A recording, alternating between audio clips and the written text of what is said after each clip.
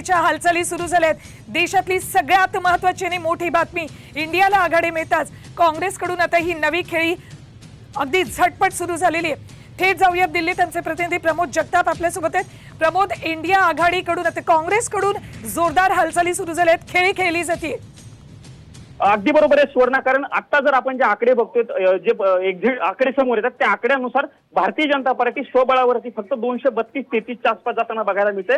त्यामुळे स्वबळावरती भारतीय जनता पार्टी सत्ता स्थापन करेल असं सध्याच्या आकड्यावरून तरी दिसत नाही, आणि म्हणूनच विरोधी पक्ष इंडिया आघाडी कुठेतरी आक्रमक झाल्याचं किंवा तयार झाल्याचं बघायला मिळतं। त्याच अनुषंगानं जवळपास 30 खासदार जर इंडिया आघाडीला कमी पडले तर त्या 30 खासदारांना सोबत घेण्याची जबाबदारी महाराष्ट्रातील मोठ्या नेत्यावरती दिल्याची माहिती सूत्रांनी दिलेली आहे, आणि त्यात शरद पवार यांचं नाव आघाडीवरती असल्याचं बघायला मिळते। शरद पवार असतील किंवा इतर जे वरिष्ठ नेते आहेत त्या वरिष्ठ नेत्यांवरती 30 खासदार जर कमी पडले तर त्या इंडिया आघाडीमध्ये एनडीए मधील जे 30 खासदार असतील त्या पक्षाच्या लोकांना सोबत घेण्याची जबाबदारी दिल्याची देखील विश्वसनीय सूत्रांनी माहिती दिली आहे। जर सुवर्ण 240 खासदारांच्या आसपास इंडिया आघाडीच्या खासदारांची संख्या गेली तर सत्ता स्थापन करण्यासाठी इंडिया आघाडी हालचाल करू शकते, आणि त्याच अनुषंगानं आतापासून तयारी सुरू झाल्याचं आपल्याला बघायला मिळते। आपल्याला माहिती आहे प्रामुख्यानं आंध्र प्रदेशमध्ये चंद्राबाबू नायडू यांचा पक्ष असेल किंवा नितीश कुमार यांचा पक्ष असेल बिहारमध्ये, हे सध्या चांगली कामगिरी करत असताना बघायला मिळते। चंद्राबाबू नायडू यांचा पक्ष सध्या 16-17 जागांवरती आघाडीवरती असल्याचं बघायला मिळते। सोबतच नितीश कुमार देखील आघाडीवर असल्याचं बघायला मिळतं। यांच्यासोबतच जे छोटे छोटे पक्ष आहेत